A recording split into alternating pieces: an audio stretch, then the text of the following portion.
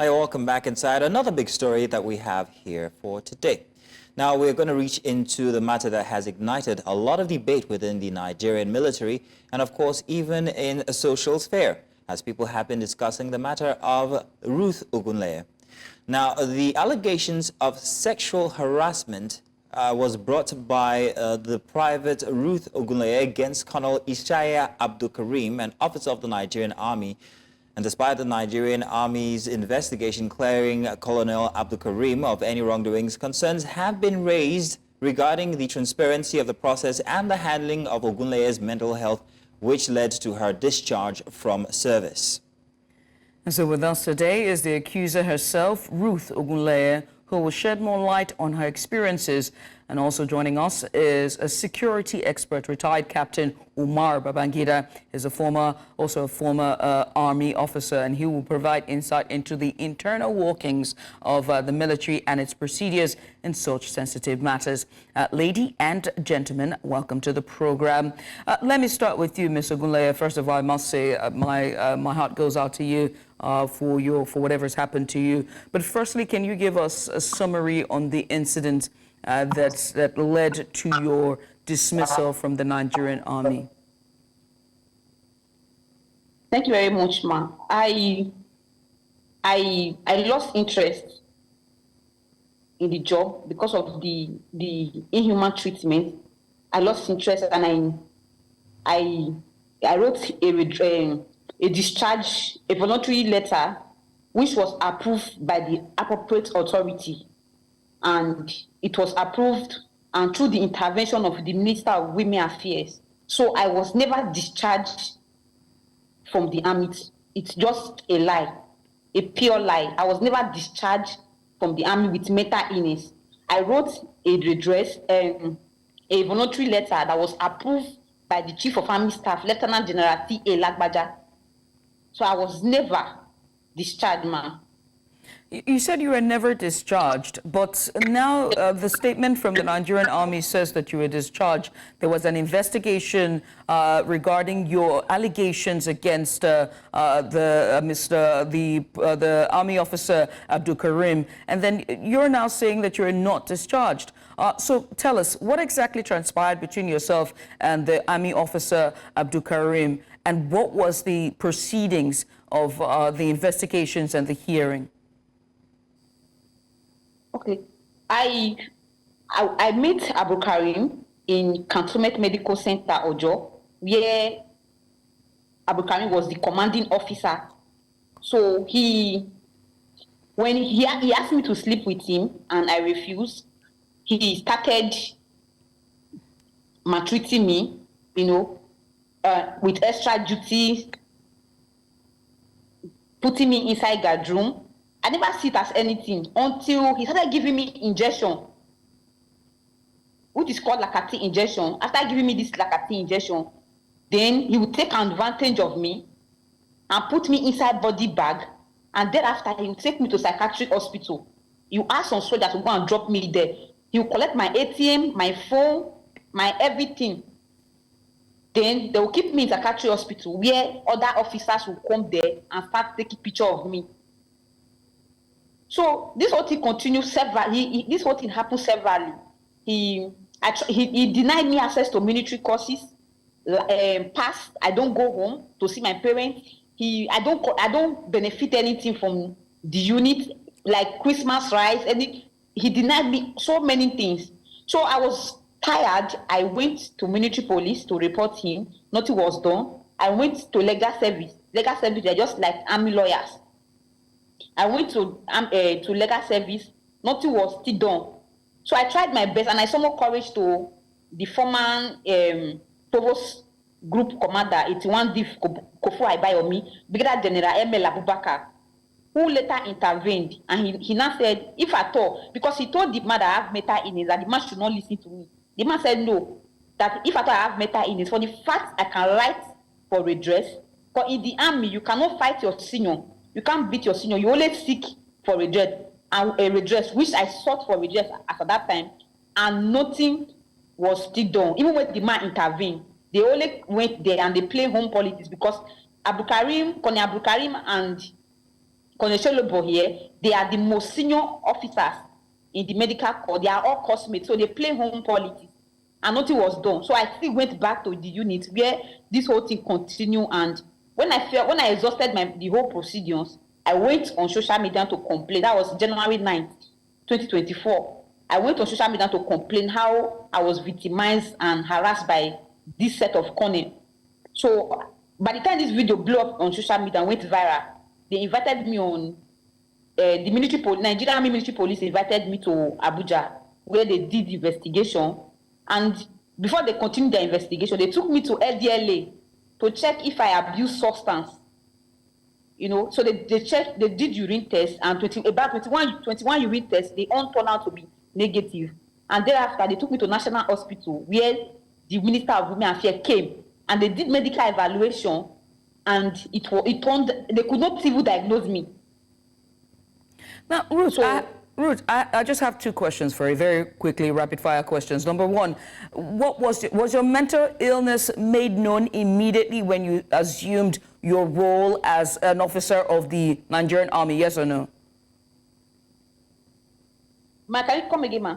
I said, on assuming your role as an officer of the Nigerian Army, was there any issue of mental health illness? Did you make it known, or was it just during the course of your time as a military officer? It was when this whole thing started, when he started giving me injection. He knows that it's an offense for him to force himself inside me. So he quickly turned the whole thing to mental illness. Before one can join the army, there are several medical checkups that will be carried on by the military before you can join the military. All right, Ruth, thank you so much. We're going to come back to you for that now. We're going to come back to you for more questions, but in the meantime... From Captain Umar Babangida, let's come to you now. Now, Ms. Ogunleye has told about her ordeal, and I'm asking whether there's anything wrong in her choice of channel. What should she have done, and how are these kinds of matters attended to inside of the Army? Good morning, Appeal. Good morning. Good morning. Can you hear me? Yes, we can.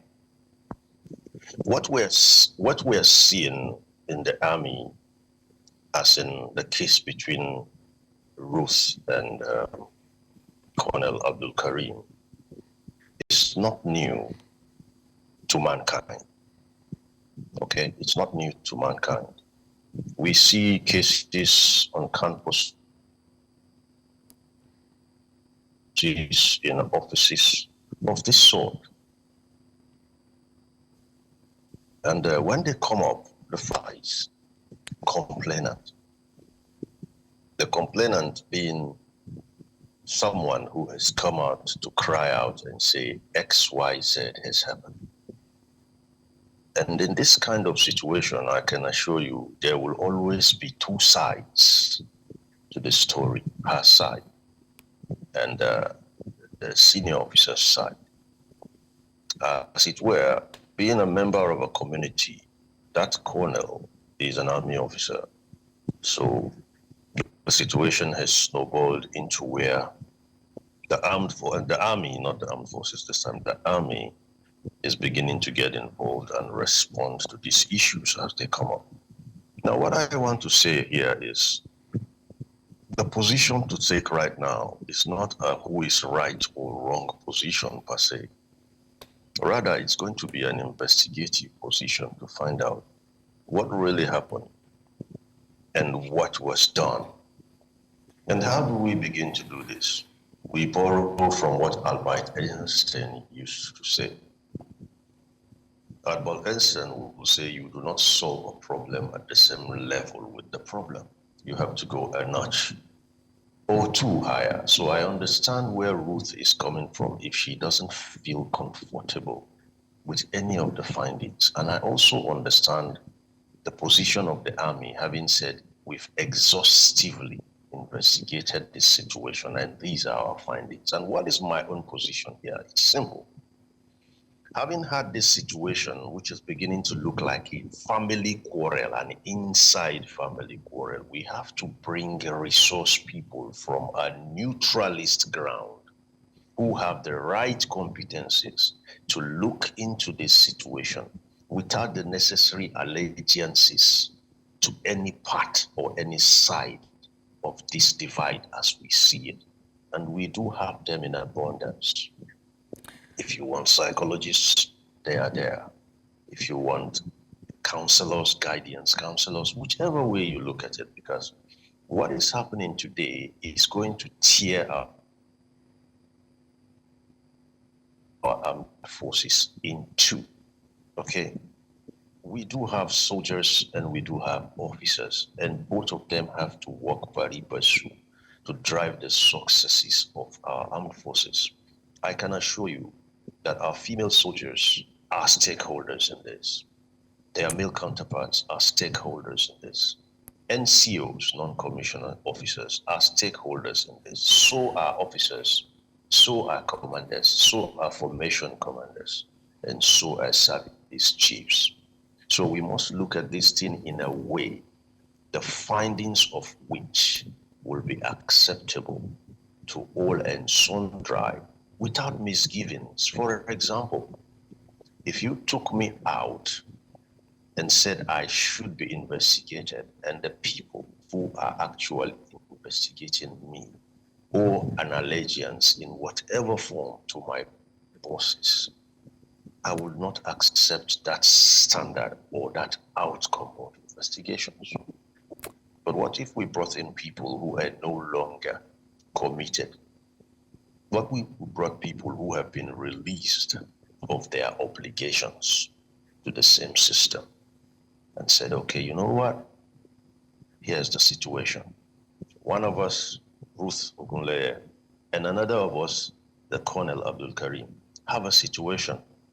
Weigh in, look into it, and give us a feedback.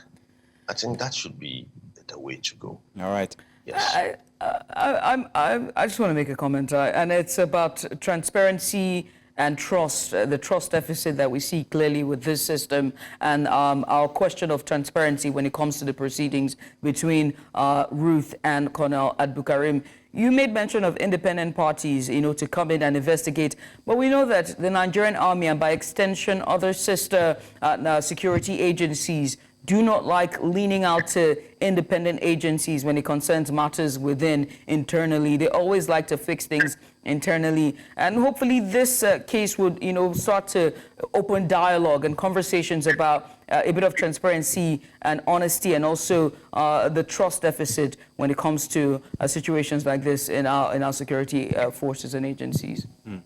Interesting one there, Judith. But let's come back to Ms. Ogunleye. Now, Ms. Ogunleye, it's been, 10 months since you first came out with this on social media. You've also reached out to certain notable personalities, female notable personalities, and we're wondering exactly how far this has gone. Has anybody taken special interest? Has any recourse come? Or what's the situation right now? And how do you feel regarding whatever the Army has put out after the investigation? So I think what the Army did there, they're just trying to cover up for Colonel Abdulkareem, and everything, the reports they announced, they are all cook-up story. Because I actually came to human rights radio station, Berekete radio station, that led to that report. So there's no, so all the reports the Army said, and how they said they discharged me, on everything they said in that conference were just lie. And for now, I think some lawyers are showing interest, and I just hope that the Army release Colonel Abdulkareem, and I want an open investigation. That is all. Some female lawyers are already showing interest in the case, so I'm still hoping. So I'm still trusting them. All That's right. all, sir. Thank you so much. Let me come to you, Mr. Umar, as we wrap up this conversation today. You're an outsider. You've retired. You have seen, the inner workings of the military. What advice would you give to Ruth Ogunleye in going about her case and seeking redress and justice? Ruth, I quite empathize with you, and I know what it feels like to be in that position you are in. And you and I know the community we both served in. I would advise that you take a bit more time to introspect on what is on the table.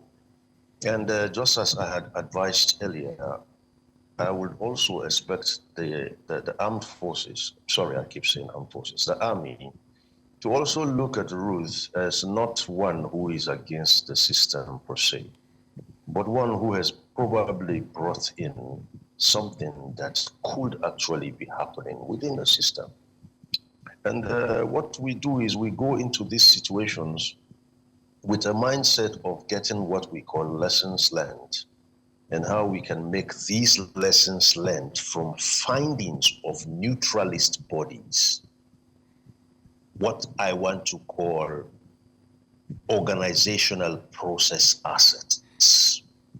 When you have organization process assets of past events to draw from, you are now better positioned to handle what is to come in future. So Ruth is nothing new, as I said initially. The armed forces is human beings driven. The kind of thing Ruth is talking about has been seen on our campuses, in offices, and where have you. Today we have it in the armed forces. That should not become a her versus us situation per se, no. It's going to be a situation where she'll be brought in by people I have recommended. We have women who have served and are retired and owe no obligation to any service chiefs. We have credible doctors who have served and have retired and know the nuances of military communities and interrelationships across board between NCOs and officers. Oh, we seem to have... We have them. Okay, there we are. All right, we lost you for a moment there, Captain. There is no shortage of these skill sets in the Army. So that, yes. We lost you for a moment there, Captain, and I think that the same might be happening again. But I do believe that you have made your expressions absolutely clear, and I'm hoping that Ruth is hearing and also taking some advice from this. Ruth, we'll continue to follow this story as it develops. We'll also continue to reach out to you to find out exactly where you are at in this endeavor, and we also hope that there is at least redress or recourse brought to this matter. Thank you very much, ladies and gentlemen, for joining us on this conversation.